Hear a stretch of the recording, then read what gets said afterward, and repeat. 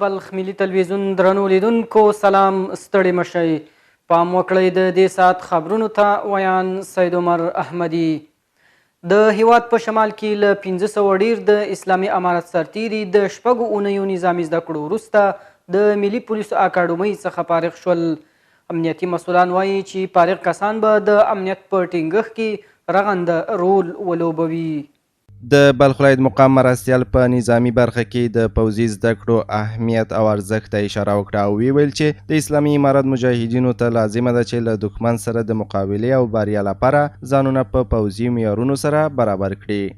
در همین عصر ما و شما که از موتورسیکل گرفته از لنجار تانگ طیاره همگیشه کوشش بکنه که هر فرد از افراد مجاهدین یاد داشته باشه آله و اسباب جهاد را مجاهدین که مجاهد است و تماما مسلمانان که خدا مسلمان کامل میگیره این چیزها را آله اسباب جهاد را یاد داشته باشد. مولوی شیخ عبدالقهار د امنیتي ځواکونو د مسؤلیتونو د بیانولو ترڅنګ وویل چې پولیس باید د ټولنې خلکو سره په نرمښت چلند او د هغوی په خدمت کې واوسي.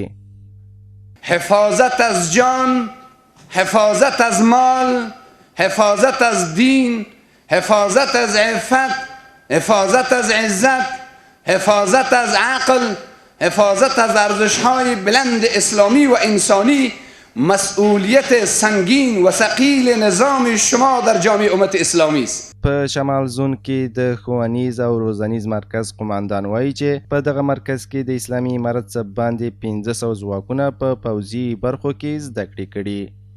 موږ د شپږو هفتو دپاره دلته کورس درلود. د 15 ولایتونو محصلین د موږ سره وو. دا کورس د موږ بیخي په خیر او په سلامتګۍ باندې پای ته ورسید. د سمنګان ولایت، د بلخ ولایت، د جوزجان ولایت، د سریفول ولایت او د فاریاب ولایت محصلین وو د موږ سره په تعداد د 1515 کسانو فارغین موږ فعلا درلود. د یادولو وړ ده چې په هیواد کې د اسلامي امارت د واکمنۍ له پیل راهیسې تر اوسه پورې په لنډه او اوږدمهاله کې 15000 تنه د پوځي زده کړو په بېلابېلو برخو کې روزل شوي دي. په داسې حال کې چې لوی اختر ته د ګوتو په شمیر ورځې پاتې، خو په مزار شریف کې مالداران د بازار له سړښته شکایت کوي. دوی وایي چې اوس د پخوا په څیر پیرودونکي نه لري. په مزار شریف ښار کې د څارویو بازار چې له 20 نه تر 10000 مالونو د زایدو ظرفیت لري. اجارهداران وایي د امنیت د ټینګښت څخه خوښ دي، خو یو شمیر مالداران وایي چې سږکال د قربانیو څارویو بیې لویدلي. خرید فروش مال هم بود تو مشتری ها که نظر در سابق می آمد حال کمچین است. یعنی فعلا خدا را شکر این اجاره‌دارای ما نو شده، از اجاره‌دارای ما خوش هستیم.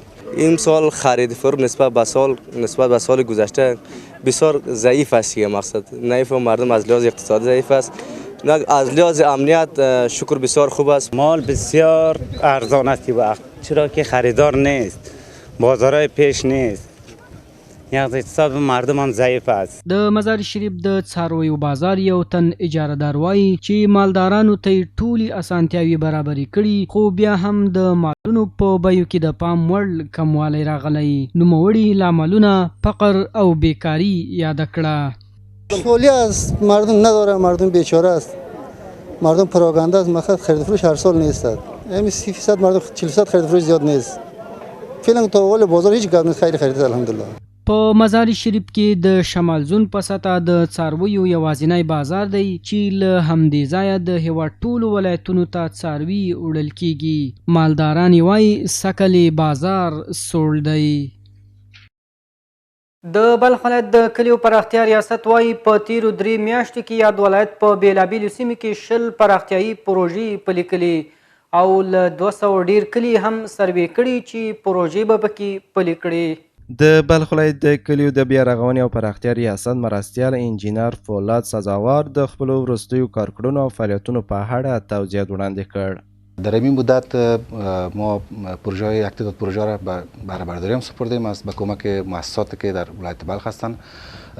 مخصوصا در بخش پروژه کار در مقابل غذا ما 4 سرک تطبیق کردیم در ولسوالی 4 بولک که به بهره برداری سپرده شد از طریق کار در مقابل غذا، به سهمگیری خود مردم و حمایت مستقیم جناب والی صاحب و همچنان ولسوالی محل پروژه تطبیق شده. در ضمنش ما در حدود 11 پروژه آب آشامیدنی را در ولسوالی‌های مختلف در مکاتب و همچنان در قریجات به کمک دفتر یونیسف را تطبیق کردیم در ساحه که به برابرداری سپرده شده. نوموړي همدارنګه په یو شمېر ولسوالیو کې د خلکو د ستونزو د حل په موخه د خپلو راتلونکو پلانونو څخه یادونه وکړه. تقریبا 20 قریه را ما میتونیم که از این بخش مرفوع بسازیم و در ضمنش یک پلان دیگه هم داریم.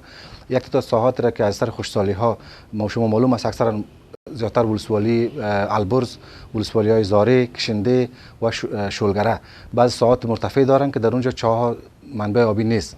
یگانه را رساندن آب توسط تانکر است. د یادولو وړ ده د بلخ ولایت په یو شمېر ولسوالیو او سیمو کې خلک د څښاک د پاکو اوبو له کمښت سره مخ دي، خو په بلخ ولایت کې د اسلامي امارت مسؤلین تل د خلکو د ستونزو د حل لپاره غور او رسیدنه کوي. درنو لیدونکو دا و د دې ساعت مهم خبرونه. تر بیا مو الله مل ښه وخت.